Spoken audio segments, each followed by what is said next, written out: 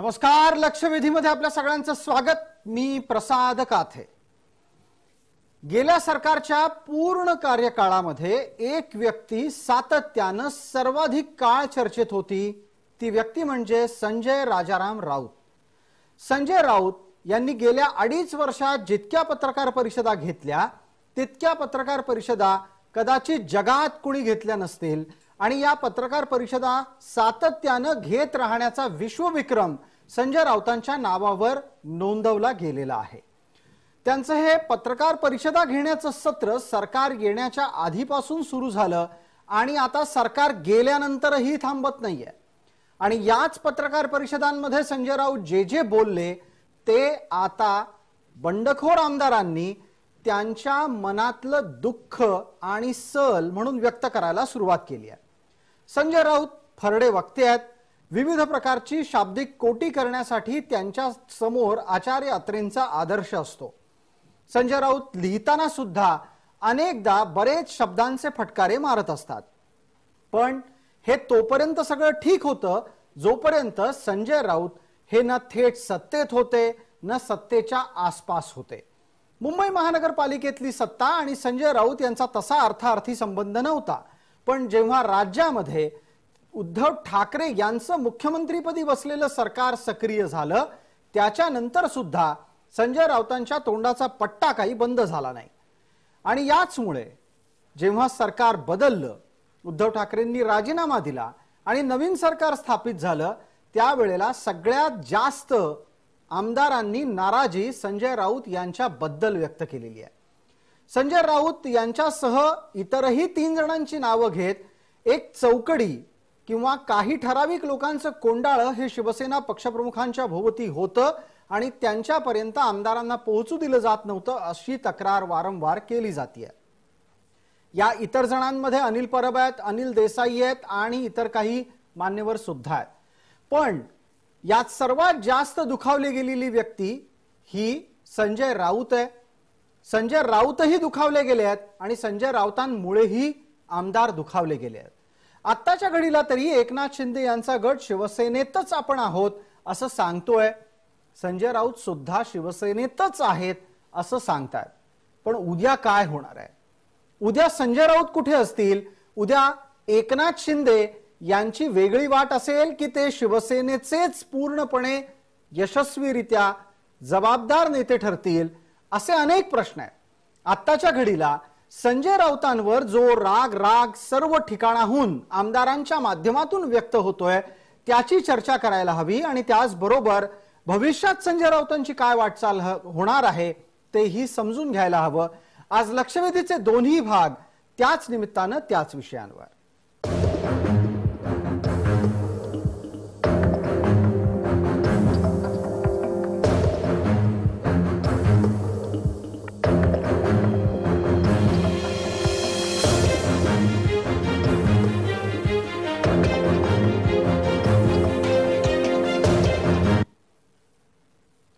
या चर्चेमध्ये आपल्यासोबत सहभागी होणाऱ्या मान्यवरांचा आपल्याला पटकन परिचय करून देतो. आपल्यासोबत शिवसेनेचे प्रवक्ता प्रतिनिधी, त्याचबरोबर माजी मुख्यमंत्री आणि आता शिवसेना पक्षप्रमुख म्हणून स्थापित असलेले उद्धव ठाकरे यांचे कृषी सल्लागार किशोर तिवारी जोडले गेलेले आहेत.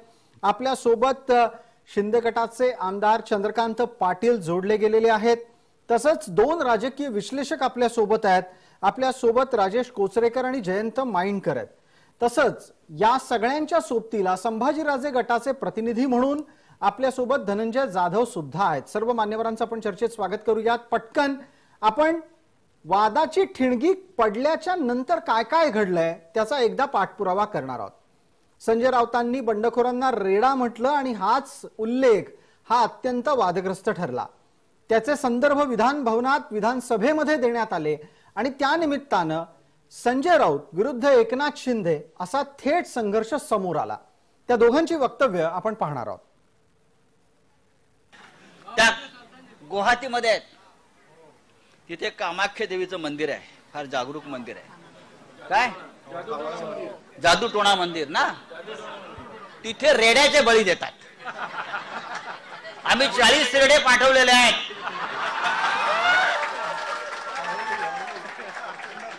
40 रेडे पाठवले, द्या बळी. आमच्यावर निशाणा सोडून कोणी काय गटार, कोणी नाल्याची घाण, कोणी आणखी काही, कोणी तिकडे देवी मा कामाख्या देवीला बळी देणार. आता मा कामाख्या देवीने कोणाचा बळी घेतला?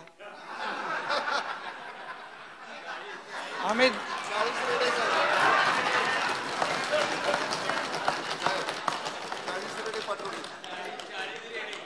40 रेडे पाठवले, पण मा कामाख्या बोलली जो बोललाय तो रेडा आम्हाला नको. संजय राऊत आणि शिंदे गटातला हा संघर्ष दिवसागणिक वाढत चाललाय. इतका सगळा प्रकार घडल्याच्या नंतर सुद्धा संजय राऊत गप्प बसायला तयार नाहीत.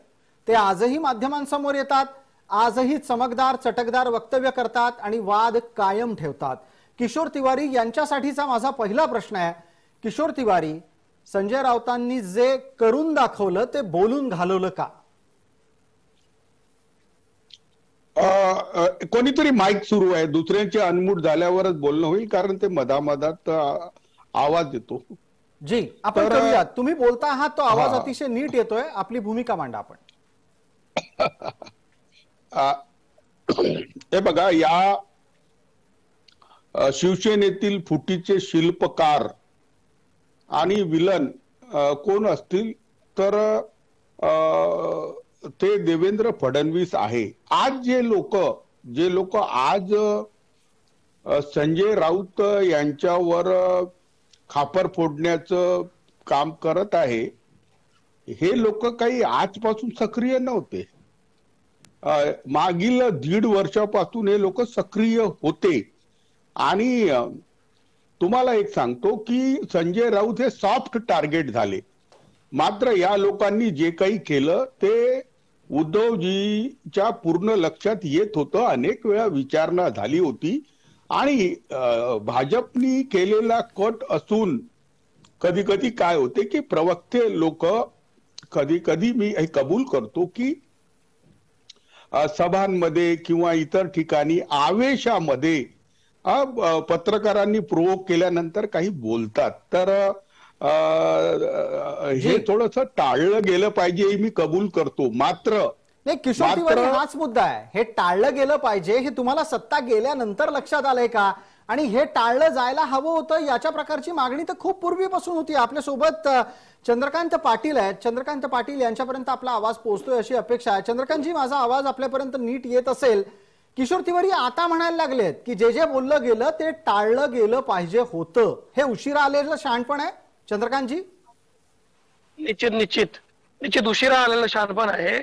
त्यांनी ज्या पद्धतीत चर्चा केली, ज्या पद्धतीत बोलले, आमदारांना परत येण्याचं त्यांनी आवाहन केलं आणि इकडे आमदारांच्या विरोधात बोलणे, रेडा म्हणणे, घाण म्हणणे आणि एखाद्या आमदाराला टपरीवाला म्हणून हिनवणे, त्याच्यावर थुंकण्याची भाषा करणे, शिवी देणे ह्या महाराष्ट्राच्या संस्कृत राजकारणाला अपेक्षित नाही. आणि असंच झालं. मला हे समजत नव्हतं की यांना ते लोक परत आणायचे की कायमचे पाठवायचे.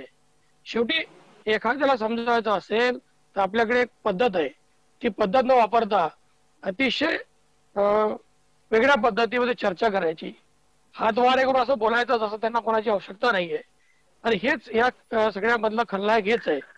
तिवारी साहेब म्हणताय खलनायक तिसरा आहे. कुटुंबात शिवसेनेच्या चाललाय, तिसऱ्याचा काय संबंध आला? तुम्ही हे पण मान्य करताय की हे काल आज झालं नाही, 1.5 वर्षापासून चालत आलेलं आहे.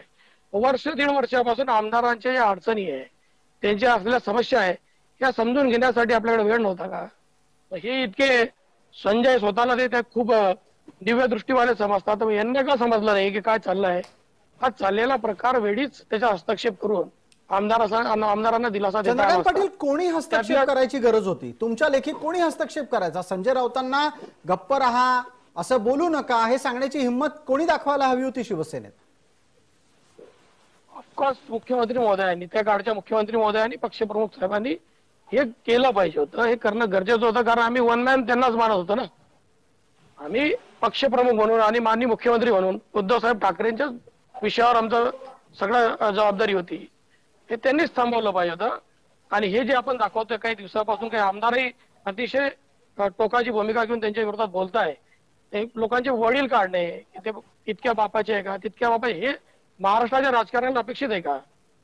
आणि असं असताना आम्ही सुसंस्कृत राजकारण घेऊन चालतो, म्हणजे शिवसेना पक्षप्रमुख सुसंस्कृत राजकारण घेऊन चालतात. त्यामध्ये एखादा व्यक्ती असा मिठाचा खडा टाकत असेल तर मला नाही वाटत की इथे कुठे पॅचअप होईल. बिलकुल चंद्रकांत पाटील, आपल्याला उत्तर द्यायचंय. किशोर तिवारी बोलू इच्छित आहेत, त्याचबरोबर आपण टप्प्याटप्प्याने इतरही मान्यवरांना बोलतं करणार आहोत. किशोरजी, आपलं उत्तर पटकन, 30 सेकंद आहे. हा, हे बघा, मी तुम्हाला एक वाक्य बोलतो की प्रसाद काटे, पूर्ण वाक्य माझं झालं नव्हतं. चंद्रकांत पाटील, संजय राऊत हे फार सॉफ्ट टार्गेट आहेत आणि उद्धवजींना कॉर्नर करून बदला काढण्याचा कट दिल्लीमध्ये शिजला आहे आणि हे सगळं मोठ्या प्रमाणात होत होतं.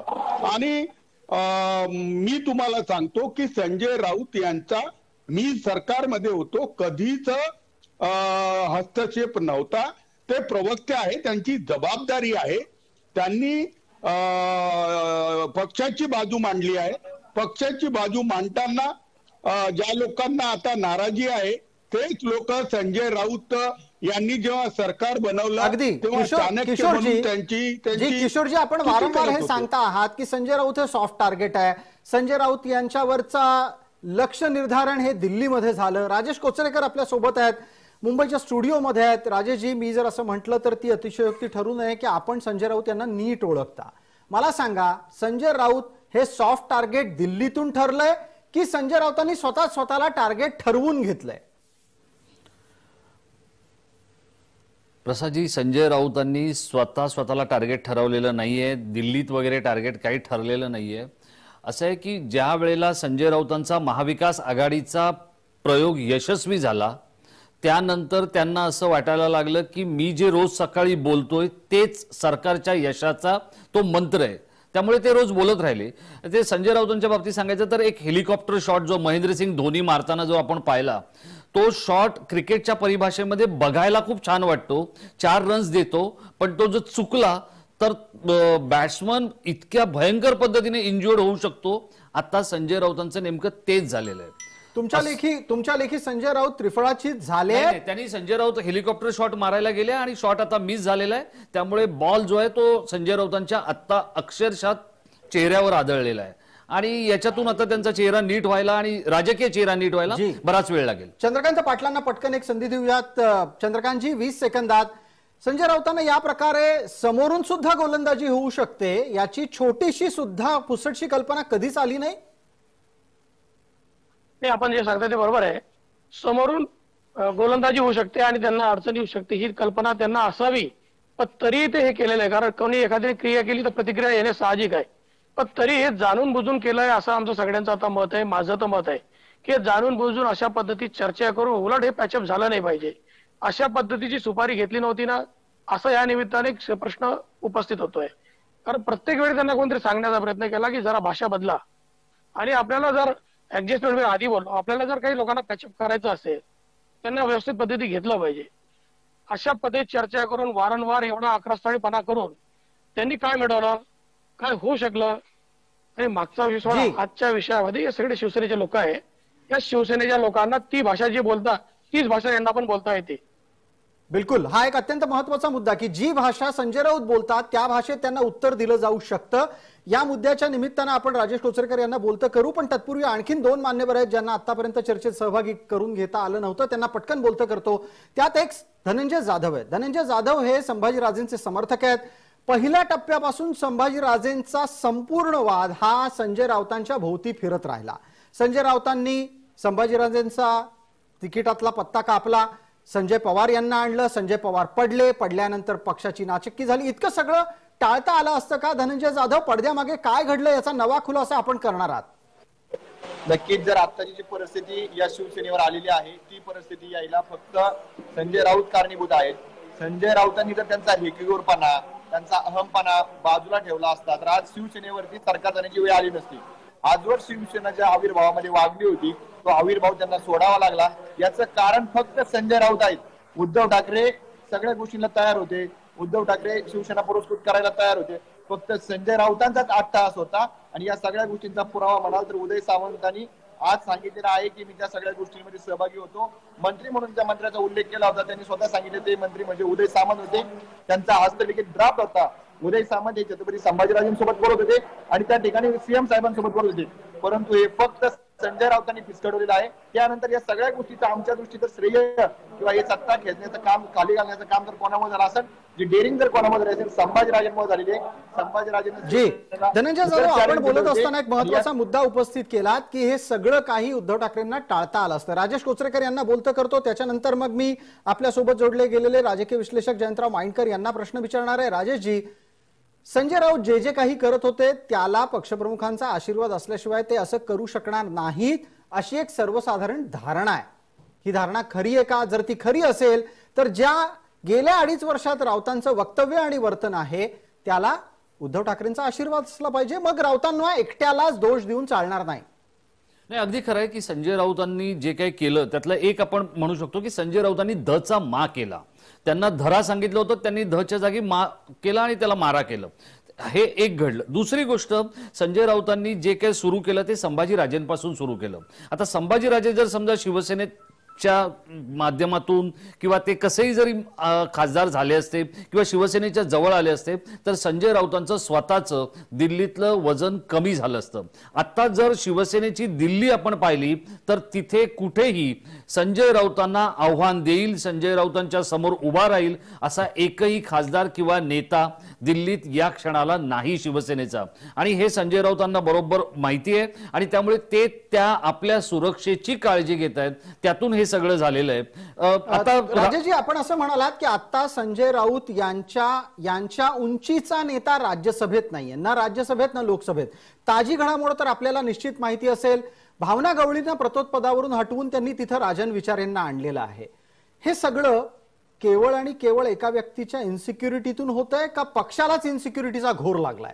नाही, पक्षाला बघा, पक्षाला थोडासा घोर आहे पण त्यापेक्षा जास्त घोर संजय राऊतांना आहे. आणि कसं आहे की एकेकाळी तुम्ही बघा, पुण्याचे सुरेश कलमाडी ते पुणे फेस्टिवलमध्ये असायचे, ते खेळांमध्ये असायचे, ते आणखी ॲथलेटिक्समध्ये असायचे, ते मोठमोठ्या नेत्यांचे दिल्लीमध्ये भेटीगाठी करायचे. पवारांचे ते मॅन फ्रायडे होते, काँग्रेसमध्येही त्यांचं. मला असं वाटतंय की संजय राऊतांचा प्रवास हा दुसरे सुरेश कलमाडी होण्याच्या वाटेनं चाललेला आहे. कॉमनवेल्थ घोटाळा अंगलट आला आणि त्यानंतर सुरेश कलमाडींचं प्रस्थ हे महाराष्ट्राच्या राजकारणातून जवळपास नेस्तनाबूत झालं. तीच गोष्ट कदाचित भविष्य कथन केलंय, एक संकेत दिला या सगळ्या चर्चेमध्ये की पुढे काय होऊ शकतं. धनंजय जाधव आपल्या सोबत तांत्रिकदृष्ट्या आता जोडलेले दिसत नाहीयेत. मी पटकन जयंतराव माइंडकरांना बोलतं करतो. किशोर तिवारींना या सगळ्या मुद्द्यांवर उत्तरं द्यायची आहेत. किशोरजी, एक नक्की संधी आपल्याला मोठ्या वेळाची 1.5 मिनिटाची देतो. जयंतरावांना विचारतो, जयंतराव, धरावेचं मारावे केल्यानं पेशवाईत काय झालं ते आपल्याला माहिती आहे. ही शिवशाहीतली चूक किती मोठी आहे? ही पहिली गोष्ट, आतापर्यंत बोललेल्या चौघांच्याही जरा वेगळा विचार पहिल्याच वाक्यात मांडतो. प्रवक्ता जे बोलतो ते पक्षाध्यक्षाला संपूर्णपणे माहीत असतं आणि म्हणूनच तो दुसऱ्या दिवशी, तिसऱ्या दिवशी, चौथ्या दिवशी पत्रकार परिषद घेऊ शकतो. चूक एखाद वेळेला होऊ शकते. जर ते चुकलं तर रिप्रिमांड केलं जाऊ शकतं, नाहीतर चक्क काढून टाकलं जाऊ शकतं. हा अगदी काँग्रेस पासून सर्व राजकीय पक्षांचा इतिहास आहे. उद्धव ठाकरे जे त्यांना बाळासाहेबांच्या स्टाईलनी, बाळासाहेबांच्या त्या ठाकरी भाषेत जे त्यांच्या तोंडून बाहेर पडायचं नाही, जे ते सॉफ्ट बोलायचे, त्यांना असं बाळासाहेबांच्या त्या स्टाईलनी बोलणारा एक पाहिजे होता. आणि ते काम एकाच वेळी मुंबईत शिवसेनेचे आणि दिल्लीत शरद पवारांचे, राष्ट्रवादीचे म्हणून गणले जाणारे त्यांचे जवळचे मित्र, ज्यांच्याबद्दलच्या फायनान्शियल प्रॉब्लेम्स विषयी एका वृत्तपत्राच्या संपादकांनी असं म्हटलेलं आहे की एका सामान्य खपाच्या दैनिकाच्याकडे एवढी मोठी गाडी कशी असावी, असं एका मोठ्या वृत्तपत्राच्या, मराठी वृत्तपत्राच्या संपादकांनी म्हटलेलं आहे. असे ज्यांच्यावर आरोप झालेले आहेत तेच बोलले संजय राऊत जे उद्धव ठाकरेंना अभिप्रेत होतं. जर आम्ही हा अँगल चर्चेत निश्चितच असणार आहे, त्यावरच किशोर तिवारी बोलतील अशी अपेक्षा आपण करूयात. जयंतराव, आपण असं म्हणालात की जे काही राऊत करत होते त्याला पक्षप्रमुखांचा आशीर्वाद होता, त्याच्याशिवाय हे शक्य नाही. आणि तुम्ही जे काही मांडलत आता त्याच्या अनुषंगानं ज्या 2-3 बाबी आहेत त्या लक्षात घ्यायला हव्या. माझ्यासोबत राजेशजी मुंबईच्या स्टुडिओमध्ये आहेत, ते सुद्धा याचा दुजोरा देतील की गेल्या टप्प्यात ज्या 2 महत्वाच्या सभा उद्धव ठाकरेंनी घेतल्या, औरंगाबादची सभा असेल किंवा बीकेसीची सभा असेल, या दोन्ही सभांमध्ये जवळपास 40% 40% त्यांनी सातत्यानं संजय राऊतांच्या वक्तव्यांचे संदर्भ दिले, संजय राऊतांचं कौतुक केलं आणि संजय राऊत असं म्हणतात म्हणून मी असं म्हणतो, अशा प्रकारची वक्तव्य होत राहिली. किशोर तिवारी, याचा साधा अर्थ असा, जे काही राऊत करतात त्याला पक्षाचा पाठिंबा होता. 1 मिनिट बोलतो. पक्षाचे प्रवक्ते पक्षाची बाजू मांडतात. मला एक सांगा, पक्षाचे आमदार भाजपच्या संसाधन वापरून पक्ष सोडून जातात, त्यांचं काय स्वागत करायचं? मला एक सांगा, विश्वासघात हा विश्वासघातच असतो. विश्वासघात गेलेले लोक परत येतील या आशेवर बसण्यापेक्षा पक्षाची शिस्त आणि नवीन रक्ताला वाव देणे हे काळाची गरज आहे. परंतु राजेश बोलला किंवा जयंत बोलला, मी एक बात बोलतो की शिवसेनेमध्ये सगळ्यात अवेलेबल माणूस संजय राऊतच आहे आणि तो माणूस खालून वर आलेला आहे आणि त्याला कार्यकर्त्याची जाण आहे आणि पक्ष कसा उभा करावा याची जाण आहे. तो शेवटपर्यंत याला उद्धवजी ठाकरे यांनाच प्रामाणिक राहील. थोडेसे वक्तव्य कधी कधी चुकून जातात आणि बोलण्याच्या भारात ते बोलतात. किशोर तिवारी, आपण एका अर्थी जे बंडखोरांचे आरोप होते, आक्षेप होते, त्याला मान्यता दिलीत. आपण म्हणालात की केवळ एकटे संजय राऊतच होते जे सगळ्यात जास्त ऍक्सेसिबल होते, लोकांपर्यंत पोहोचत होते, पण बोलता बोलता तुमच्याकडून विश्वासघात करणाऱ्यांना काय प्रेमानं वागवायचं का असाही संकेत दिला गेला. आपल्यासोबत चंद्रकांत पाटील आहेत.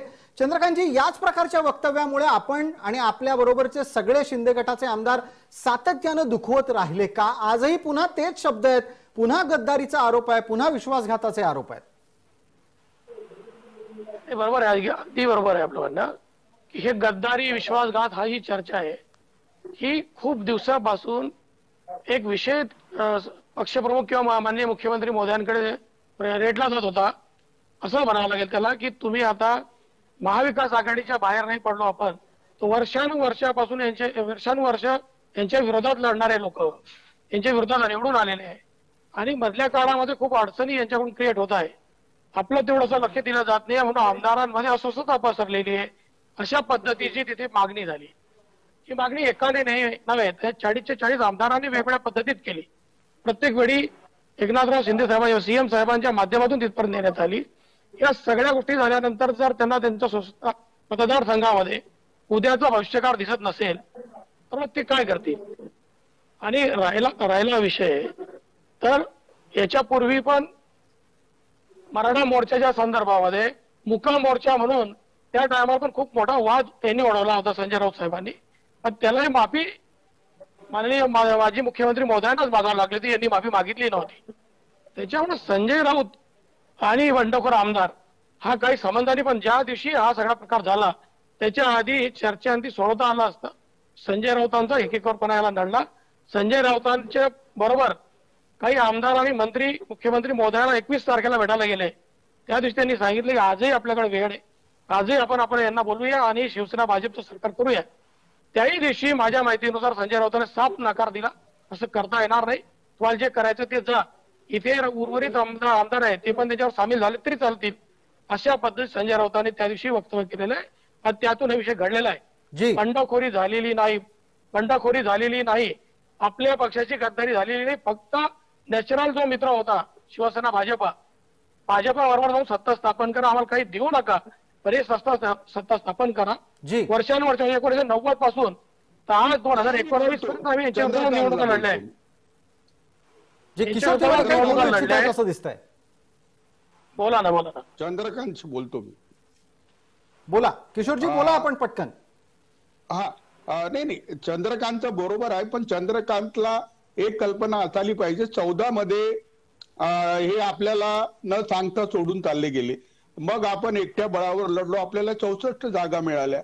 नंतर चंद्रकांतजी मी तुम्हाला सांगतो की यांनी सरकार एकटं स्थापन केलं, आपल्याला किती अपमान केला.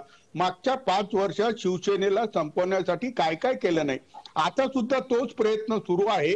चंद्रकांतजी तुम्हाला मी सांगतो की तुमचं भविष्य शिवसेनेतच सुरक्षित आहे. भाजप हा पण पाठीत किशोरजी तंजीर कोंबून- किशोरजी त्यांच्यातला एकही जण म्हणत नाहीये ना की ते शिवसेना सोडून गेले. तुम्ही का त्यांना शिवसेनेतून बाहेर ढकलायला बघताय? तुम्ही सातत्याने नाही. बंडखोरांना तुम्ही शिवसेनेतून गेला आहात अशा प्रकारचं वक्तव्य का सुचवू पाहताय? नाही देखो, बाळासाहेब ठाकरे यांच्या पुत्राला तुम्ही पदच्युत केलं, ही गोष्ट पटणारी नाही. रेक्टिफिकेशन होऊ शकते. एकनाथ शिंदे हे माझे जवळचे मित्र आहे आणि वाद प्रत्येक घरात असतात, परंतु ज्या रीतीने भाजप ऍडव्हान्टेज मध्ये आहे ते ऍडव्हान्टेज काढून टाका अशी माझी इच्छा आहे. चंद्रकांत पाटील उत्तर मी देतील. चंद्रकांतजी याचं उत्तर पाटलांना- द्या. तुम्ही सगळेजण आजही सातत्यानं सांगताय की अख्खा शिंदे गट हा शिवसेनेला सोडून गेलेला नाही. नवं सरकार हे शिवसेना भाजपाचं सरकार आहे. असं असताना केवळ आणि केवळ किशोर तिवारी असतील, उद्धव ठाकरे समर्थक गट असेल, तो मात्र म्हणतो की नाही तुम्ही आता या पक्षात राहिलेला नाही आहात. ते त्यांची काय स्थिती आहे, त्यांची काय धारणा आहे मला माहिती नाहीये. पण आज आम्ही शिवसेना म्हणून वावरत असताना जनसामान्यात आज मी ग्रामीण मुक्ताईनगरमध्ये आलेलो आहे. इथे शिवसेना म्हणून लोकांनी मला येऊन समर्थन दिलं. आणि शिवसेना म्हणजे काय, हा एक विचार आहे. हा विचार घेऊन चालतो, बाळासाहेब ठाकरेंचा एक विचार घेऊन चालतोय. तर त्या विचाराला घेऊन आम्ही मोठे झालो, त्या विचाराला घेऊन आम्ही नावारूपाला आलो, यात काही शंका नाही. पण त्यांनी ज्याप्रमाणे सांगितलं की भाजपने 2014 मध्ये सत्ता सोडली होती, युती तोडली होती, आपण स्वतंत्र निवडणूक लढलो आणि काही लोक आपले 56 निवडून 63 निवडून आले आणि त्यांचे काहीतरी 122 निवडून आले. पण नंतर हा सत्तेत बसलो ना, नंतर पॅचअप झाल्यानंतर लोकसभा विधानसभा बरोबर लढलो. आणि सगळ्यात महत्वाचा मुद्दा जो त्यांनी केला की या 2.5 वर्षामध्ये आमच्याशी काय झालं, आमच्या मतदारसंघात राष्ट्रवादी काँग्रेसने उमेदवार डिक्लेअर केले. माझ्या मतदारसंघात उमेदवार राष्ट्रवादीचे प्रदेशाध्यक्ष जयंत पाटलांनी डिक्लेअर केला. महेश शिंदे कोरेगाव यांच्या मतदारसंघात जाऊन उमेदवार डिक्लेअर केला. इकडे जळगाव जिल्ह्यातील चोपड्यामध्ये उमेदवार डिक्लेअर केला. इकडे आघाडी करायची, पंचायत समितीमधून लोकसभा सांगायचं आणि आमच्या मतदारसंघात येऊन उमेदवार डिक्लेअर करायचे, ते प्रदेशाध्यक्ष डिक्लेअर करायचे. बिलकुल.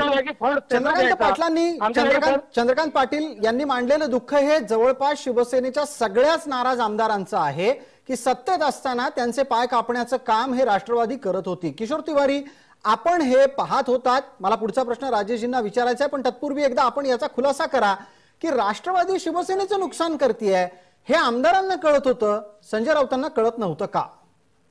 नाही, राष्ट्रवादी आपला पक्ष वाढवेल, आपल्या पक्षाच्या नवीन नेतृत्वाला संधी देणार हे बोलेल. मात्र आमच्या काय निवडणुकी मध्ये राष्ट्रवादी आणि आमचं पॅचअप थोडी होणार होतं. आपल्या आमदारांनी आपला अस्तित्व टिकवावं. आता काही विधिनिषेध असतात ते राष्ट्रवादींनी पाळले नाही. हे काय संजय राऊतांच्या परवानगीने पाळले नाही का? राष्ट्रवादी आपला पक्ष वाढवत होता. काँग्रेसनी बरोबर शिस्त पाळली नाही. काय बोलणार मी आता? ठीक आहे. राजेश कोचरेकर आहेत सोबत. राजेशजींना माझा पुढचा प्रश्न असेल. राजेशजी, आपण आता सत्ता गेल्यानंतर बदललेली भाषा बघत असाल. हे सगळं सत्तेत असताना राष्ट्रवादीच्या बाबतीत फार चांगलं बोललं जात होतं. आता सत्ता गेल्याच्या नंतर हळूहळू शिवसेनेतली उद्धव गटाची खतखत पण बाहेर येते का? नाही, आता याच्यातलं एक गल्लत अशी झाली आहे की संजय राऊत हे एक सामनाचे संपादक आहेत, म्हणजे कार्यकारी संपादक आहेत. संपादिका तर रश्मी ठाकरे आहेत.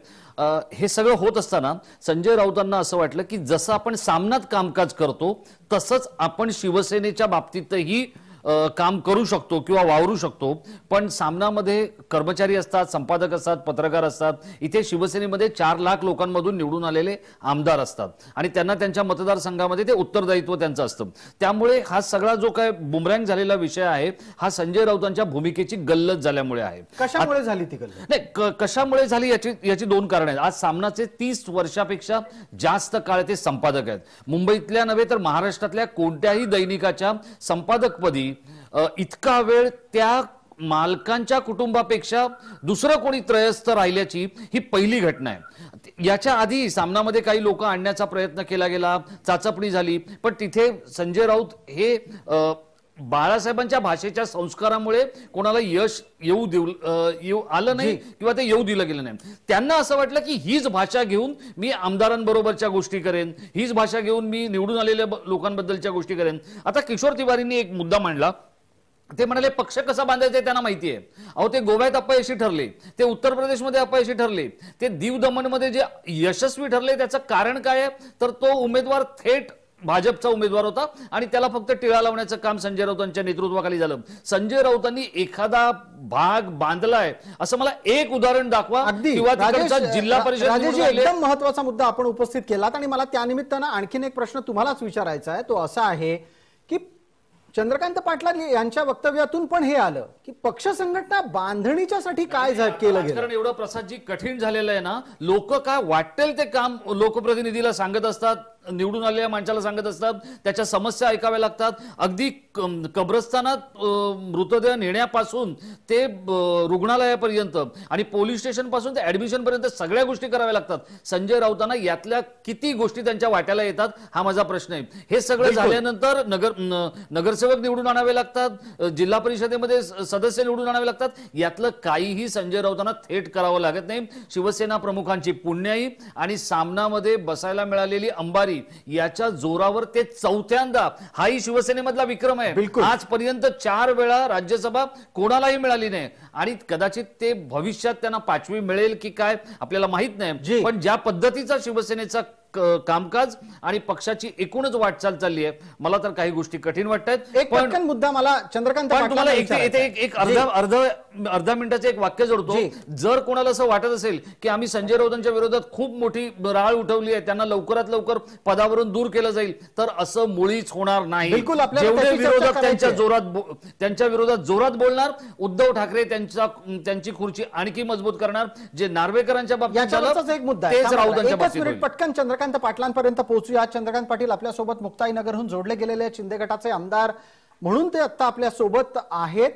चंद्रकांतजी, सातत्यानं शिंदे गटाने एक आणखीन महत्वाचा मुद्दा मांडला की सुनील राऊत यांना कोणतंच मंत्रीपद मिळालं नाही म्हणून संजय राऊतांनी रागराग केला, पक्षाचा केला, पक्ष संपवण्याची सुपारी घेतली. इतकी थेट भूमिका शिंदे गटाकडून का घेतली जाते चंद्रकांत पाटील?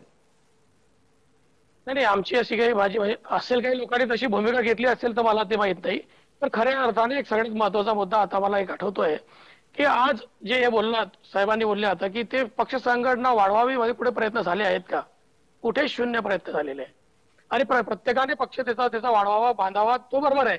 पण युतीमध्ये भाजपाने तुम्हाला अडचणी आणल्या तर त्या त्रासदायक. आणि एखाद्या आघाडीमध्ये त्याचा पक्ष म्हणजे त्याच्या तुमच्या विरोधात उमेदवार तयार केले, त्यांना फळ दिला, त्याला ताकद दिली म्हणजे तो त्याचा पक्ष वाढवतोय. ही जी गल्लत होते ही चुकीची आहे. संजय राऊत साहेबांचा विषय असा आहे की संजय राऊतांना काय कशा पद्धतीचा शिवसेनेचा बदला घ्यायचा हे माहिती नाही. संजय राऊत साहेबांच्या माध्यमातूनच शिवसेना संपवली जाते याच्याबद्दल माझ्या मनात काही शंका नाही. एक पटकन मुद्दा किशोर तिवारी, 30 सेकंद.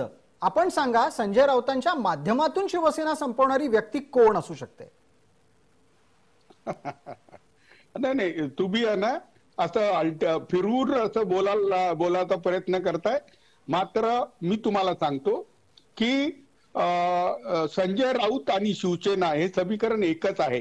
संजय राऊतांच्या काही उणिवा असतील, परंतु संजय राऊत यांनी सगळं आयुष्य शिवसेनेला दिलं आहे आणि ते मला नाही वाटत की 40 आमदार जे सोडून गेले ते त्यांचे घनिष्ठ मित्र नाहीत.